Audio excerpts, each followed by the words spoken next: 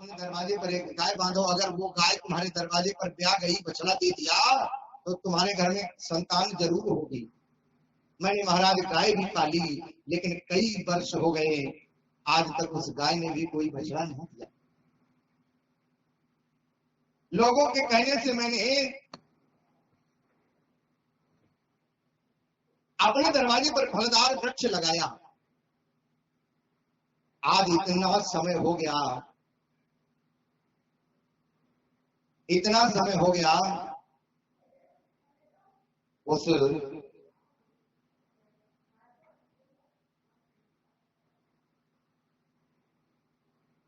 दरवाजे पर फलदार वृक्ष लगाया, लेकिन इतना समय हो गया, उस वृक्ष में भी अभी तक फल नहीं है।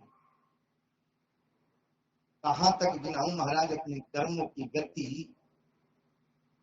और तो और महाराज, बाजार से भी अगर फल लेकर के घर में प्रवेश करता हूं तो उन फल में कीड़े पड़ जाते हैं। ये मेरे कर्मों की गति। महाराज,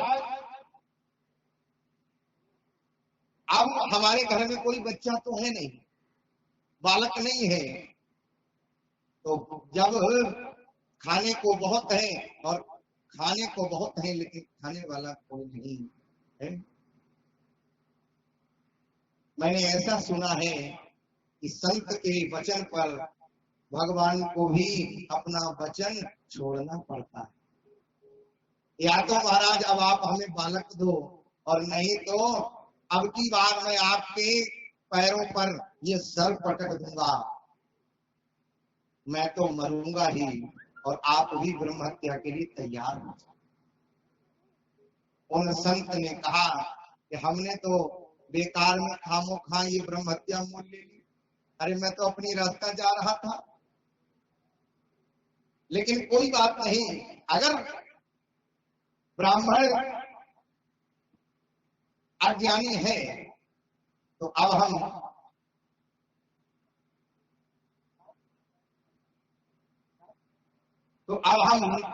हमें इसका कुछ मार्गदर्शन करना चाहिए। तो उन संत ने कहा उन ब्राह्मण देवता से, महाराज कहा तुम बेटा बेटियों के चक्कर में पड़े हो? आज तक ये बताओ, राजा सगर के 60,000 बेटा थे प्रभुदयाल भैया। राजा सगर के 60,000 बेटा थे, तो किस बेटे ने राजा सगर को सुख दिया? और एक राजा है अंग, जिसका पुत्र नास्तिक निकल गया, और ऐसे पिता को फिर जो है उस पुत्र के कारण ही घर को छोड़ना पड़ा। वह ब्राह्मण, तुझे क्या गारंटी है, क्या गारंटी है कि पुत्र होने से तुम्हें सुख प्राप्त हो जाए?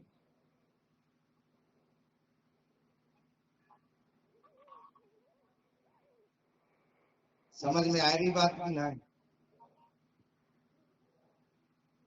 क्या गारंटी है कि तुम्हें पुत्र प्राप्त होने के बाद में कुछ सुख मिलेगा? ब्राह्मण बोला, महाराज ये जो प्रवचन आप हमें दे रहे हो, ये मैं भी अच्छे तरीके से देना जानता हूं, और मुझे आपके प्रवचन नहीं सुनने, मुझे तो केवल मेरी बुद्धि में एक ही बात आती है कि मुझे बेटा चाहिए। हा? संत समझ गए। संत ने कहा, इस पर बात वाला भूत नहीं सवार है, इस पर लात वाला भूत सवार है।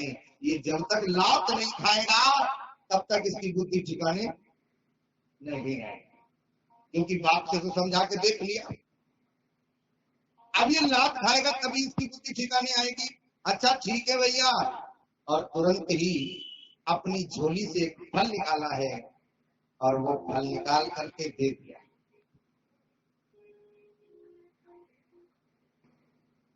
भगवान का नाम लिया है, प्रभु अब आप ही मालिक हो, इसका कल्याण आप ही करना। उस ब्राह्मण ने अपने घर को दौड़ लगाई, घर को आया, देवी जी दरवाजे पर ही बैठी थी, और दरवाजे पर बैठी धुंधली देवी को फल दे दिया। धुंधली देवी ने कहा कि ये महाराज क्या लेके आए हो? बोले ये फल लाया हूँ संत के द्वारा दिया हुआ, अगर तुम इसे खा लोगी तो हमारे घर में भी बालक खेलेगा। देवी जी ने मन में विचार किया, जथा नाम तथा गुण,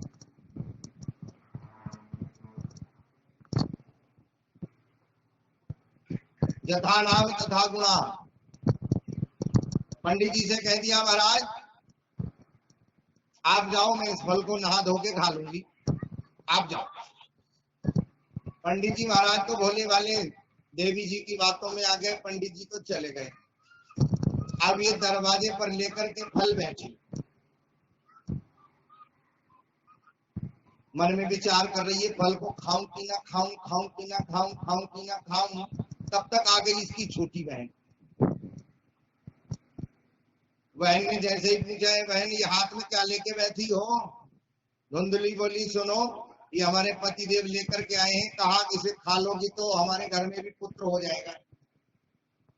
बहन बोली, ये न जाने किस बाबा बैरागी ने ये फल दिया होगा, महात्मा लोग तो न जाने आजकल कौन कौन सा टुटका करे घूम रहे हैं, आप ये फल मत खाना, हमारी मानो तो क्या करें फिर? बोले इस फल को मत खाना।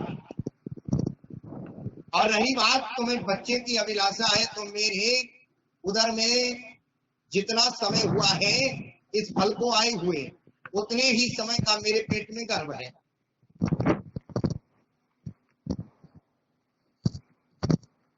मेरे घर में खाने वाले बहुत हैं, खाने को नहीं है, और तुम्हारे घर में खाने वाले नहीं है, खाने को बहुत है। तो ऐसा करना कि तुम मुझे धन दे देना, मैं तुम्हें बच्चा दे दूंगी, मैं तुम्हें बालक दे दूंगी। बात पक्की हो गई समय आने पर। और कहा इस फल को क्या करूं? बोले इस फल को आजमाने के लिए ये फल जो है तुम्हारे दरवाजे पर गैया बंधी हुई है जो अभी तक बांध है, तो उस गाय को खिला देना। संत के आशीर्वाद का, संत के द्वारा दिए हुए फल का भी परीक्षण हो जाएगा। अगर फल प्रभाववान है तो फल से गाय गर्भवती हो जाएगी, परीक्षण हो जाएगा। तो आज वही किया, फल को ले जा करके गाय को खिला दिया। और इधर समय आने पर 9 महीने बीतने के बाद में उसकी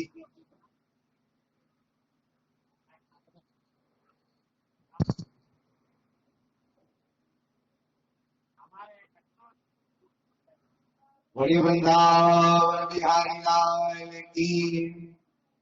हरे राधे राधे कारे का कृष्ण को बताए क्या, राधे राधे गाए क्या कृष्ण को बताए।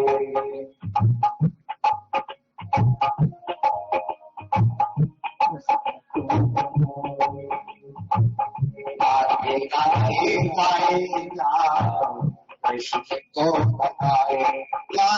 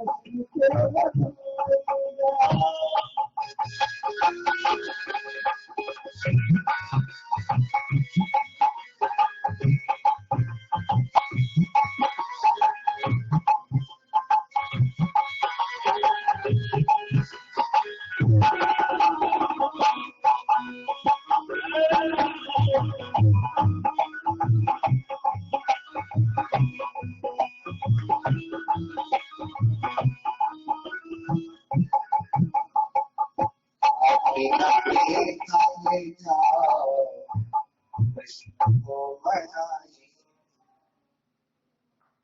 तो समय आने पर आज धुंधली की छोटी बहन ने वो बच्चा ला करके दे दिया। ला करके जब दिया तो उसके बदले में धुंधली ने धन दे दिया बहुत सा। इधर पंडित जी अपने बच्चे का नामकरण, यही जो धुंधली को छोटी बहन ने जो दिया था, उसी बच्चे का नामकरण संस्कार करने जा रहे हैं। और इसी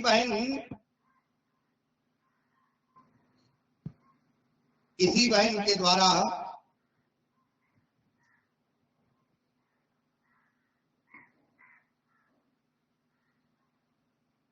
इस बच्चे के ठीक 10 महीने के बाद में गाय ने भी एक पुत्र को जन्म दिया।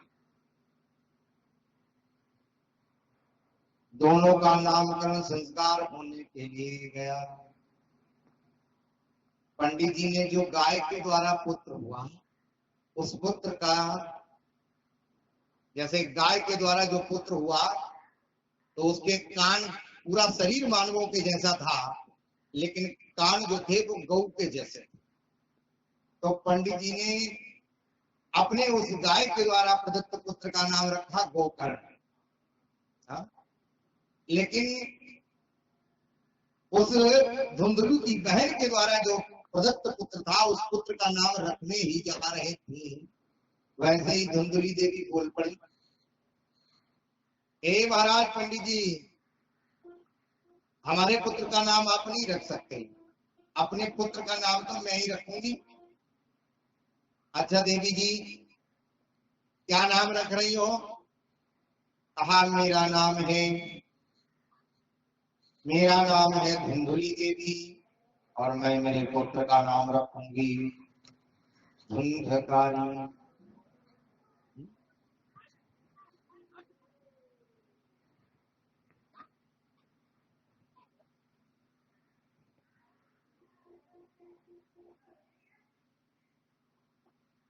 मैं मेरे पुत्र का नाम रखूंगी धुंधकारी।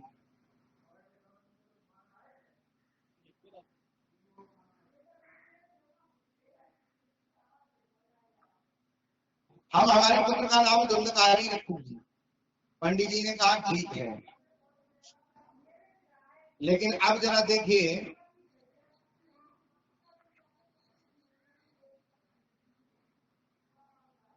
प्रियत काले तौ जातौ, समय आगे बढ़ा है भैया, दोनों बालक धीरे धीरे बड़े होने लगे। अब जरा सुनिए, बड़ी विचित्र बात, और ये कथा किसी और की नहीं, ये हमारी तुम्हारी सबकी है, किसी और की नहीं। हम भी यही कामना करते हैं, घर में बालक नहीं है, लेकिन बालक कि जिस बालक के लिए हमने न जाने क्या क्या कहाँ कहाँ मन्नतें मांगी, वो बालक देखिए क्या कर रहा है। अब देखिए इस कहानी,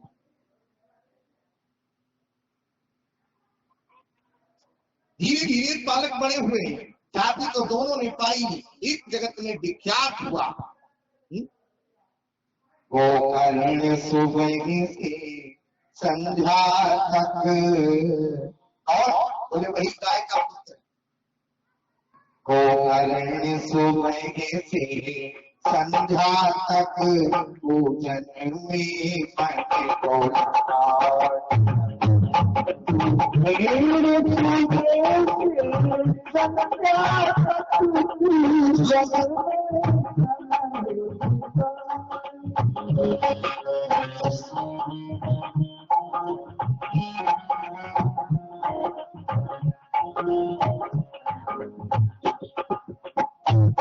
गोकर्ण सुबह से संध्या तक, पूजन में मन को लगा निकला गोकर्ण।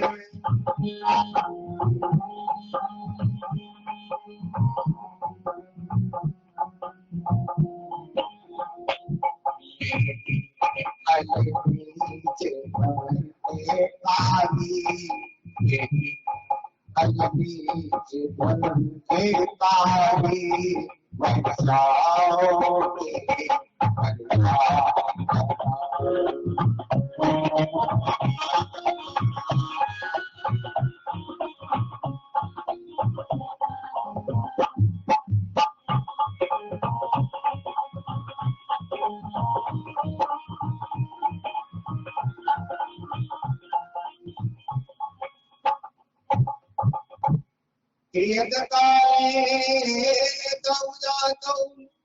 बालक धीरे धीरे बड़े होने लगे, एक जगत में विख्यात हो गया और एक जगत में कुख्यात हो गया। गोकर्ण जी धीरे धीरे महान पंडित महान विद्वान हो गए सारे जगत में, उनका यश फैल गया। लेकिन धुंधकारी जैसे जैसे बड़ा होता चला गया वैसे ही सारे गांव से शिकायतें आने लगी। अब जब शिकायतें आने लगी तो एक दिन पंडित जी माथा पकड़ के फिर बैठ गए, हे भगवान ऐसी संतान से तो संतान न हो वो ज्यादा बढ़िया। निश्चित जी, एक पिता से किसी ने पूछा कि तुम्हारे कितने बेटे हैं? पिता बोला 4। बोले कहाँ है? बोले 2 बंद 2 फरार। ऐसे भी बेटे होते हैं। तो ऐसे से तो निर्वंशिया रहे वो ज्यादा बढ़िया है। हा? आज पंडित जी फिर बैठ करके रोने लगे, बोले अब गांव वालों की शिकायत रोज रोज अब हमारे कानों से सुनी नहीं जाती। और पंडित जी आज भी मरने के लिए चल दिए। किसी ने पूछा, बोले पंडित जी उस दिन भी मरने के लिए जा रहे थे और पंडित जी आज भी मरने के लिए जा रहे हैं। बोले पंडित जी उस दिन क्यों मरने के लिए जा रहे थे और आज क्यों मरने के लिए जा रहे हैं? बोले पंडित जी उस दिन इसलिए मरने के लिए जा रहे थे कि संतान नहीं है और आज इसलिए मरने के लिए जा रहे हैं कि संतान है तो क्यों है। ऐसी संतान से तो निसंतान बढ़िया। बेटा एक हो लेकिन नेक हो, भीड़ लगाने से कोई फायदा नहीं। लेकिन धन्य है जैसे ही पंडित जी अपने घर से मरने को निकले वैसे ही उसी गाय के पुत्र ने पकड़ लिया हाथ। बोले पिताजी कहाँ जा रहे?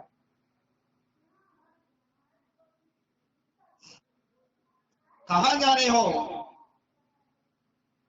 पिताजी की मनोस्थिति को समझ करके आज गोकर्ण जी ने पंडित जी को बहुत समझाया।